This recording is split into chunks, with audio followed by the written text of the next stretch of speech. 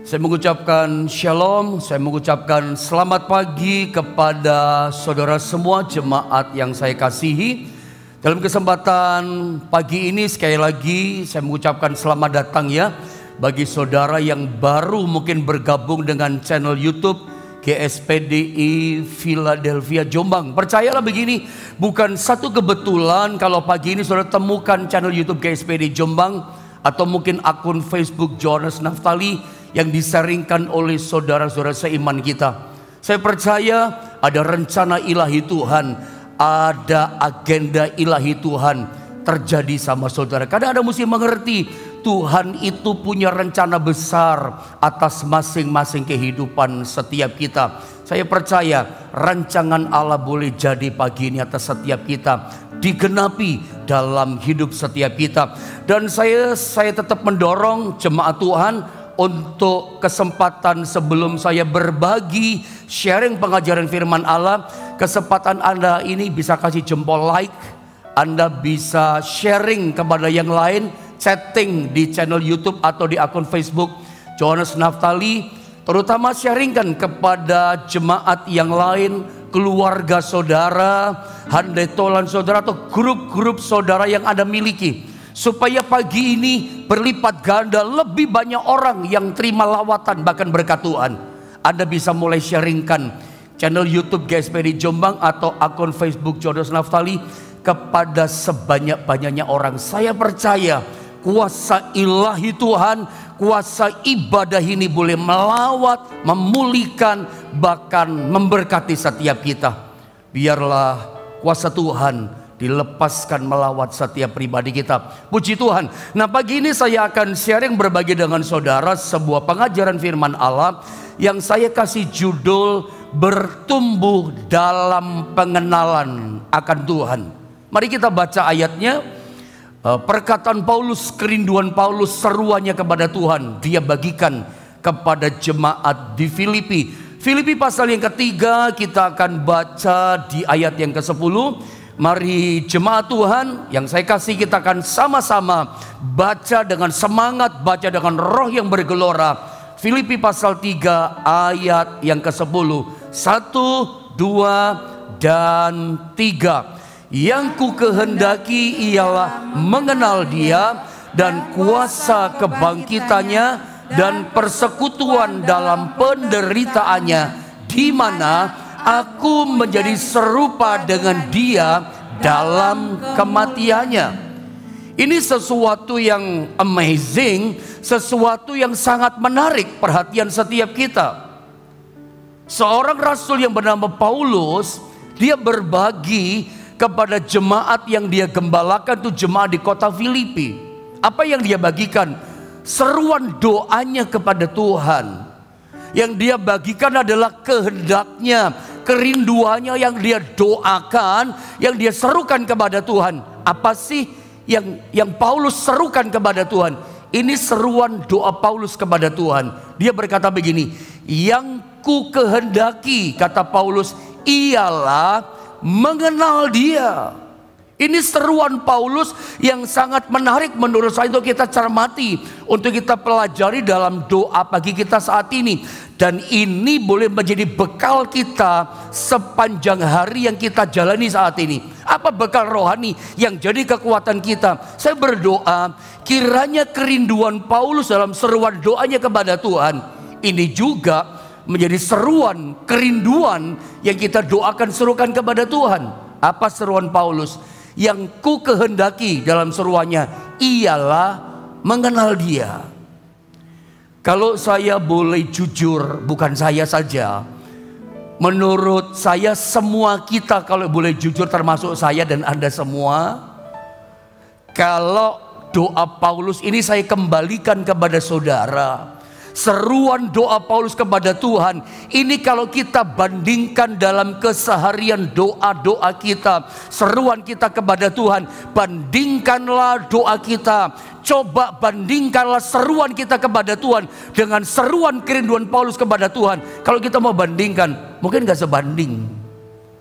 Seruan Paulus keren, top banget ya, berkata, yang ku kehendaki adalah mengenal Dia. Ini kerinduan Paulus, mengenal Tuhan secara pribadi. Karena kata mengenal di sini adalah dari kata ginosko.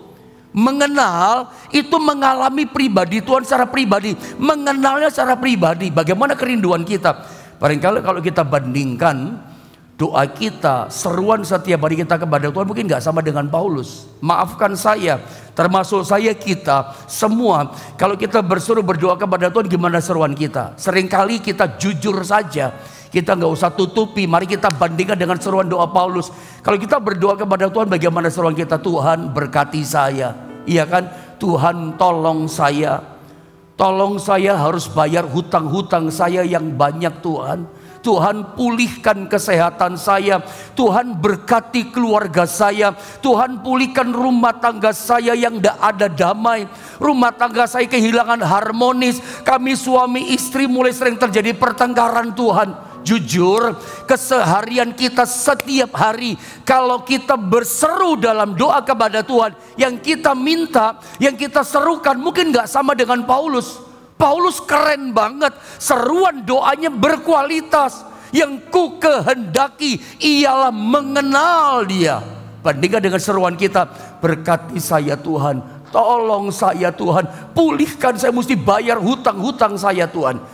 Saya mau berkata begini, gak ada yang salah, ya, tidak ada yang keliru, tidak ada yang dosa sih dengan doa-doa kita. Berkati saya, pulihkan saya. Memang menurut saya nggak ada yang salah kalau kita nggak berdoa minta tolong sama Tuhan. Kalau kita terpuruk, kita nggak minta tolong Tuhan berkati kita. Memangnya kita mau minta tolong berdoa kepada siapa? Nggak ada yang salah sih kita minta Tuhan berkati kita. Tetapi mari pagi ini kita belajar sesuatu dari Sang Rasul Paulus. Seruan doanya, kerinduannya adalah, yang ku kehendaki ialah mengenal Dia, mengalami Dia secara pribadi. Yang saya mau sampaikan sama saudara, lihat PowerPoint ini saudara ya, gambar pertama. Sesungguhnya kekristenan itu harus kita alami dalam kehidupan kita. Ya, pribadi Tuhan itu bukan sekedar kita percayai dalam kehidupan kita, tetapi pribadi Tuhan itu harus kita alami dalam realita hidup kita setiap hari. Inilah doa Paulus, yang ku kehendaki ialah mengenal Dia. Kata mengenal nanti saya coba terangkan, angkat sama saudara. Saya sering bicara ini bicara ginosko, mengenal lewat proses mengalami Tuhan secara pribadi. Makanya saya tuliskan kata-kata statement ini, bahwa dalam kekristenan kita itu harus alami kuasa Kristus dalam hidup kita. Nggak cukup kita berkata, oh saya percaya sama Tuhan. Nggak cukup loh, Yesus Tuhan itu kita percayai. Anda ngalami nggak Yesus dalam hidup saudara? Realita mengalami Tuhan dalam hidup kita itu penting. Kenapa penting? Karena ini akan sangat menolong saudara. Bagian titik ini, perhatikan baik-baik apa yang saya katakan. Mengenal Tuhan secara pribadi. Tuhan itu nggak cukup Anda hanya percayai. Kalau kita bilang percaya, ya semua kita percaya Yesus adalah Tuhan. Tapi dengan tegas, dengan berani saya katakan, Anda dan saya tidak hanya cukup mempercayai Dia sebagai Tuhan, nggak cukup mengiman Dia sebagai Tuhan, tapi alami imanmu dalam Kristus itu dalam hidupmu. Realita mengalami pribadi Tuhan itu sangat penting buat kehidupan kita. Bahkan saya berkata, itu akan sangat menolong Anda dan saya. Menolong apa? Menolong dalam kehidupan kita menghadapi apapun. Kalau kekristenan kita, kekristenan yang sekedar hanya mempercayai Dia sebagai Tuhan. Kekristenan kita, kekristenan yang tanpa mengalami pribadinya. Akibatnya apa? Ketika Anda hadapi masalah, dalam tanda kutip apapun yang kita hadapi di dunia ini, Anda akan tergilas oleh masalah itu. Anda akan kalah. Inilah yang seringkali terjadi, kita lihat di sekitar kita, di antara teman-teman gereja kita, di antara saudara-saudara seiman kita. Tiba-tiba dia mundur, tiba-tiba mulutnya kecewa sama Tuhan. Dari pembicaraan kita dengan saudara Simon kita tahu, waduh dia kecewa sama Tuhan. Dia berkata, aku doa gak dijawab. Aku sekarang gak mau kebaktian lagi, percuma doa. Aku udah korban, tapi kok Tuhan gak buat sesuatu. Dari kata-katanya dia kecewa sama Tuhan. Kenapa orang kecewa sama Tuhan? Kenapa orang marah sama Tuhan? Kenapa orang menjadi frustasi dalam menjalani iman kekristenannya? Ini saya beri nama dia tergilas imannya oleh keadaan situasi masalah yang dia hadapi. Kenapa? Karena kekristenannya itu hanya mempercayai Tuhan, itu hanya sebatas Tuhan, tapi nggak mengalami iman kepada Tuhan dalam kehidupan realita sehari-hari. Mengalami realita Tuhan dalam hidup kita itu penting. Pentingnya apa? Itu akan sangat menolong kita dalam menghadapi apapun masalah yang ada dalam hidup ini. Kadang kita hadapi kesesakan, kita kadang hadapi penderitaan, kesulitan. Kita akan betul-betul terbantu, akan betul-betul tertolong kalau hidup kita setiap hari ngalami kuasa kekristenan, ngalami Kristus secara pribadi dalam hidup kita. Orang Kristen, hamba Tuhan, pelayan Tuhan, kalau hidupnya memang secara pribadi sudah mengalami realita Kristus, realita Kristen jadi pengalaman, bukan cuma percaya pada Tuhan, tapi yang dia percaya, dia alami dalam hidupnya. Dia jadi Kristen yang hebat loh. Gereja Tuhan akan jadi gereja yang perkasa. Rumah tangga anak-anak Tuhan, rumah tangga yang perkasa. Anak Tuhan yang luar biasa imannya. Kapan? Ketika dia punya pengalaman dengan Tuhan. Dia nggak mudah tergilas oleh masalah, nggak mudah frustasi gitu loh, nggak mudah kecewa hadapi masalah besar seperti apapun. Makanya saya suka ajar sama saudara. Sayangnya banyak orang Kristen tuh konsentrasinya yang dikejar itu adalah perkara-perkara yang di luar. Konsentrasi kepada semua masalah yang di luar, lupa bagaimana hidup kita yang di dalam mengalami Kristus. Saya suka bilang sama saudara, kalau kita bisa menghandle yang di dalam mengalami Kristus, yang di luar masalah, kesesakan, tantangan, kita juga pasti bisa handle. Kita juga pasti bisa atasi. Yang penting handle yang di dalam, alami Kristus. Makanya Filipi pasal 3:10. Coba saya bawa saudara pada perkataan Paulus. Coba kita belajar.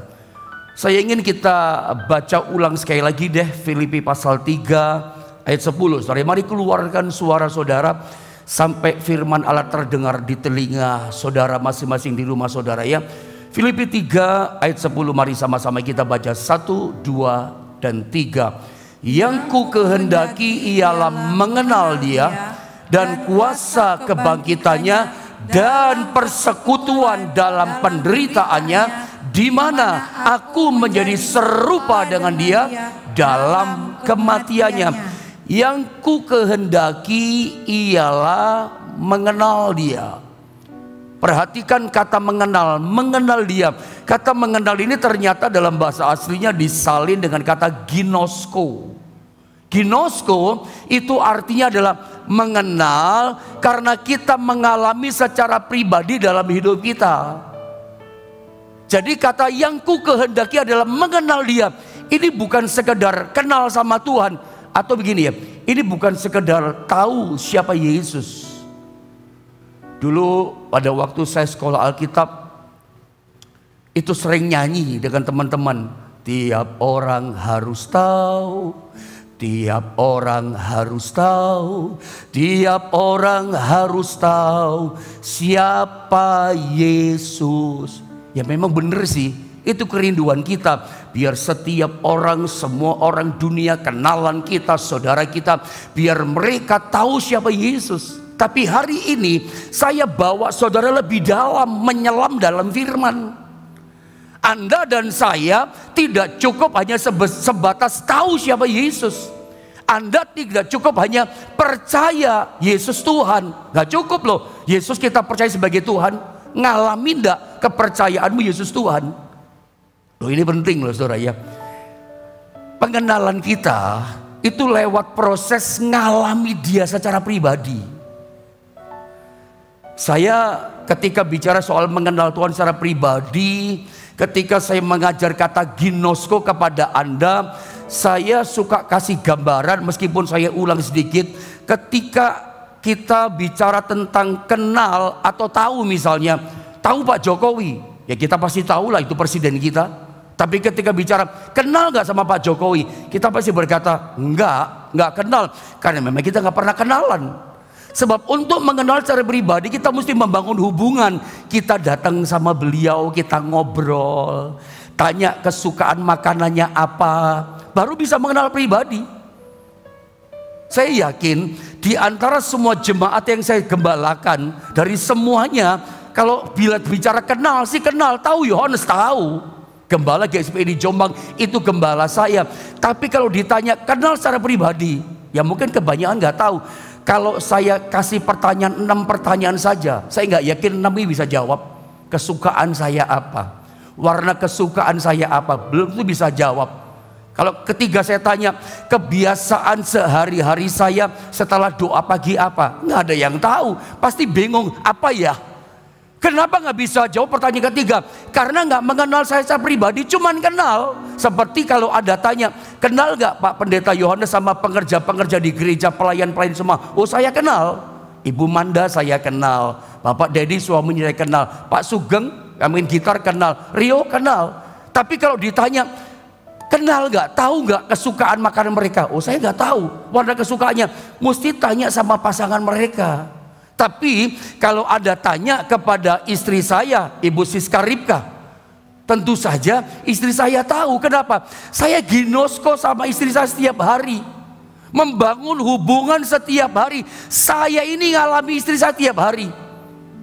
Istri saya tahu kesukaan saya. Istri saya tahu persis setelah doa pagi apa yang saya kerjakan. Tidak ada orang tahu. Ketika malam hari orang tidur apa yang saya kerjakan nggak ada orang tahu. Tapi istri saya tahu. Ngapain saya? Bangunnya jam berapa? Nggak ada orang tahu. Istri saya tahu. Kok bisa tahu? Ini nggak butuh indera keenam. Kenapa? Ngalami. Istri saya ngalami saya setiap hari. Ada pengenalan pribadi.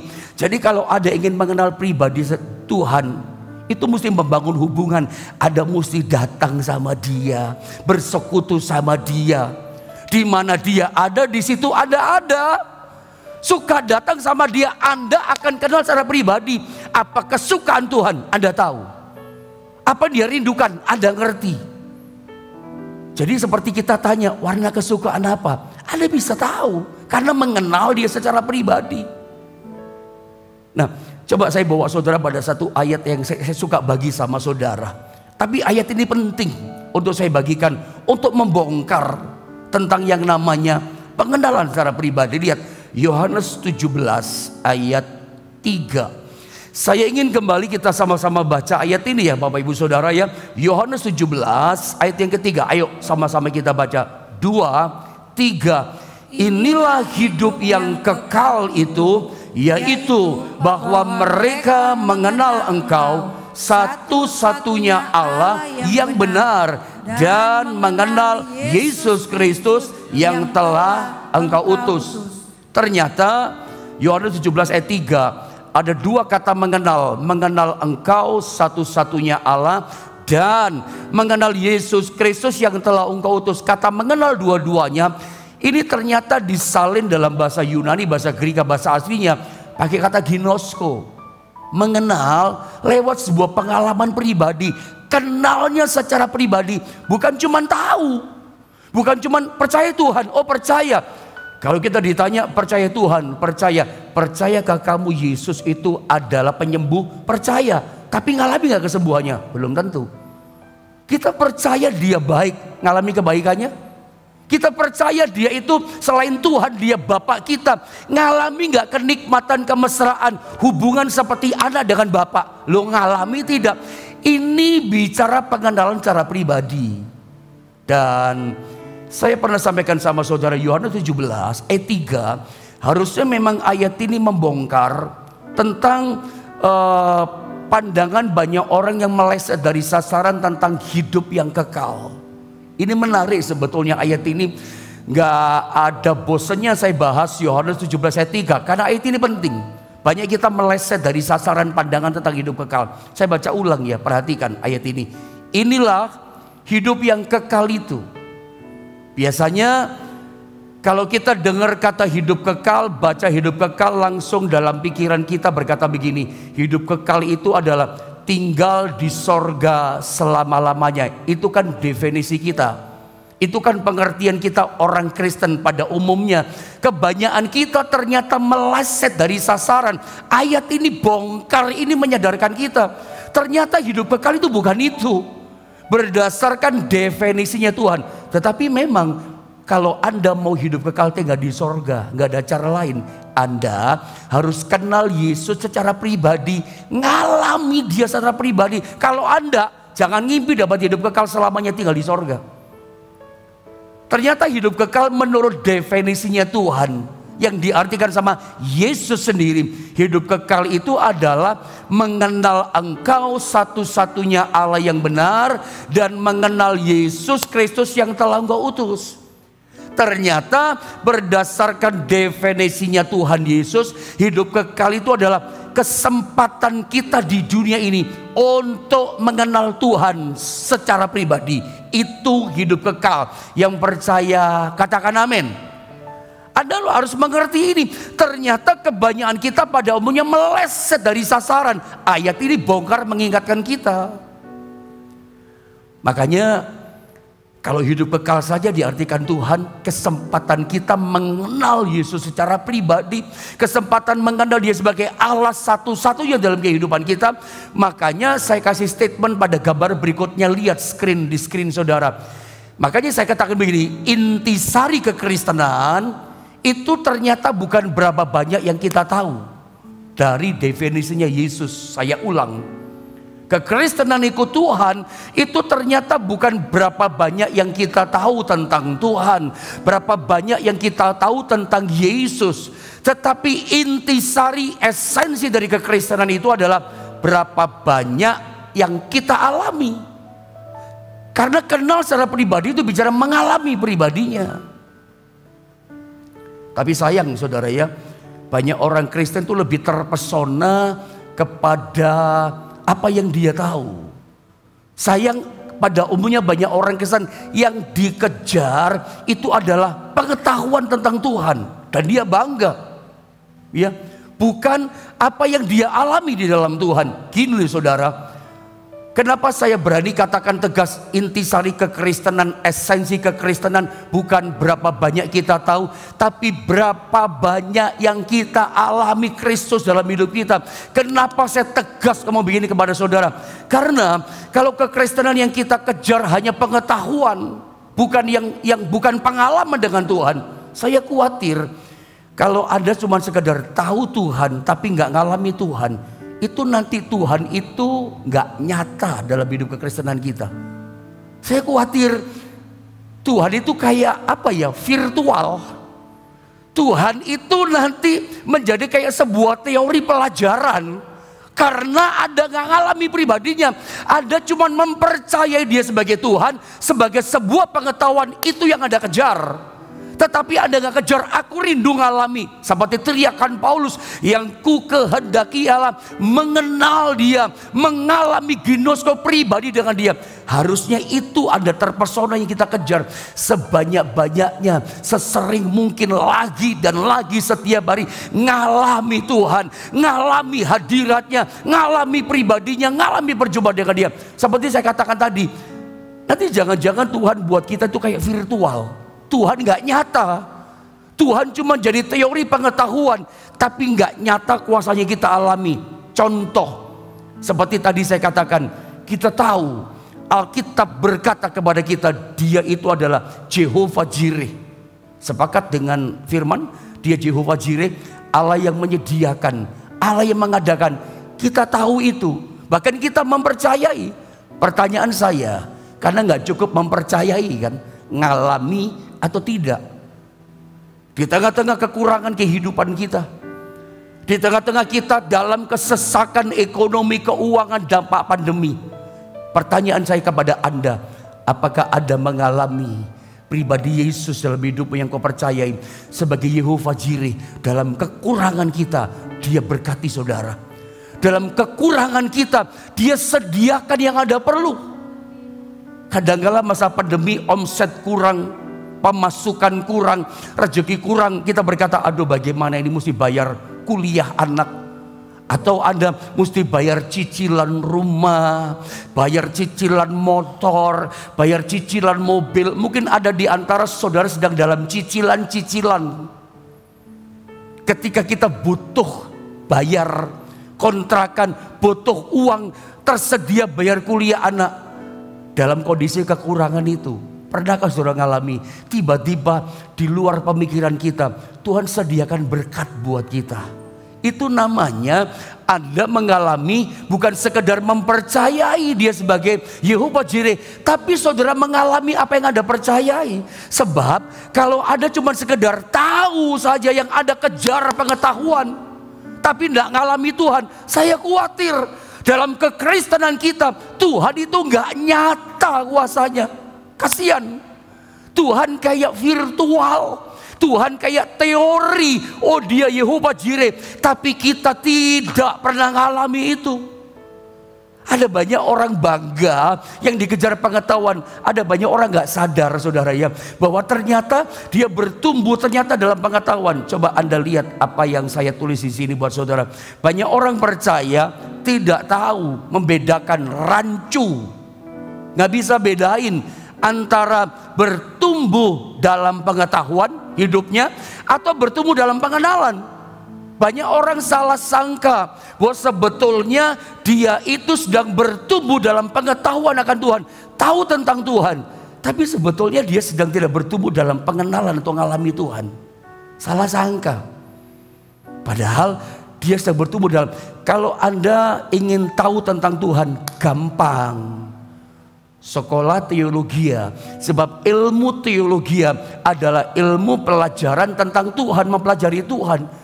Jadi sederhana saya katakan, kalau Anda ingin tahu tentang Tuhan, sekolah teologi, dijamin Anda tahu banyak, tahu dalam tentang Tuhan. Tapi ngalami tidak. Kalau Anda mau ngalami Tuhan, Anda mesti approve dengan dia. Anda mesti membangun hubungan, datang sama dia, dekat sama dia, mempercayai dia. Baca firman, di situ ada tahu kesukaannya Tuhan, yang dia nggak suka, yang Tuhan benci, Anda tahu. Nanti lama-lama Anda akan ngalami. Saya berdoa pagi ini, Anda bukan cuma berteologi, cuma tahu. Hati-hati saudara. Kalau kita cuma tahu tentang Tuhan, oh tahu dia Yehova Jireh, tahu dia itu Bapa yang baik, ngalami nggak kenikmatan kemesraan anak sama Bapak? Anda ngalami nggak dia sebagai Yehova Rafa? Bukan cuma tahu dia penyembuh, Anda bukan cuma percaya dia penyembuh, ngalami nggak kesemua dari Tuhan? Sebetulnya memang dalam waktu kita sakit, dalam kesesakan, itu saatnya Anda ngalami kebaikan Tuhan. Saya punya rumus tentang namanya pengenalan. Bagaimana pendeta mengenal Tuhan? Sederhana rumus dari saya. Rumusnya adalah pengenalan itu adalah ketika perjumpaan kita dengan Tuhan itu menghasilkan pengalaman dengan Tuhan.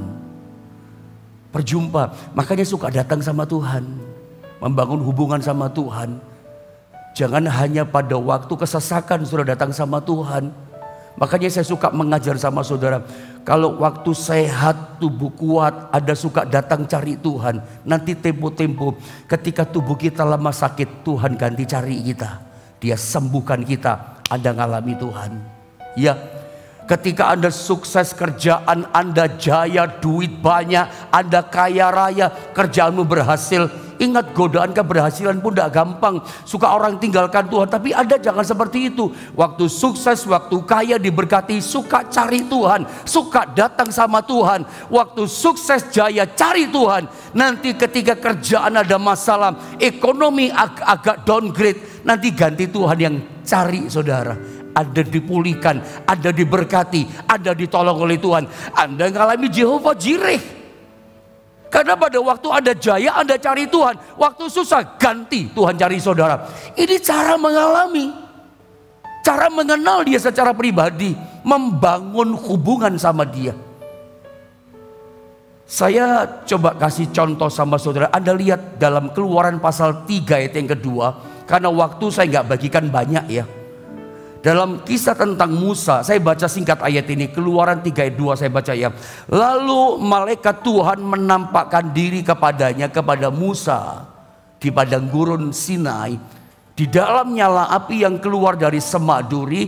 Lalu ia melihat dan tampaklah semak duri itu menyala tetapi tidak dimakan api. Saudara, kisah Keluaran 3 ayat 2, inilah awal startnya Musa mengalami perjumpaan dengan Tuhan. Kapan Musa mengalami perjumpaan dengan Tuhan?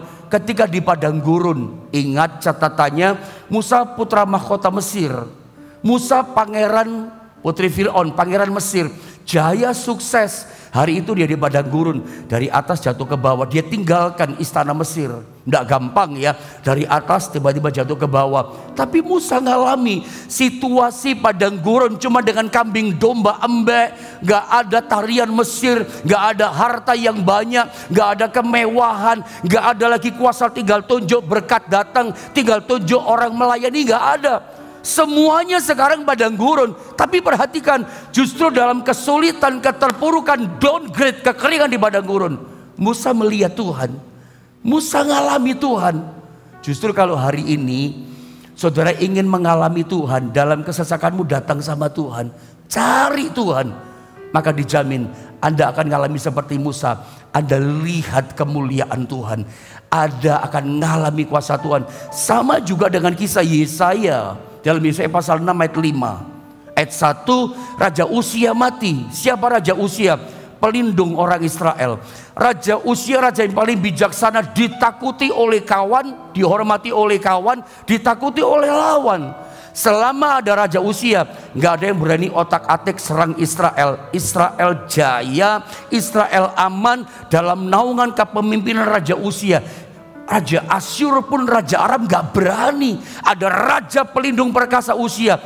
Di pasal 6, Uzia itu mati, pelindung rakyat mati. Semua takut, ini krisis, ini masalah besar.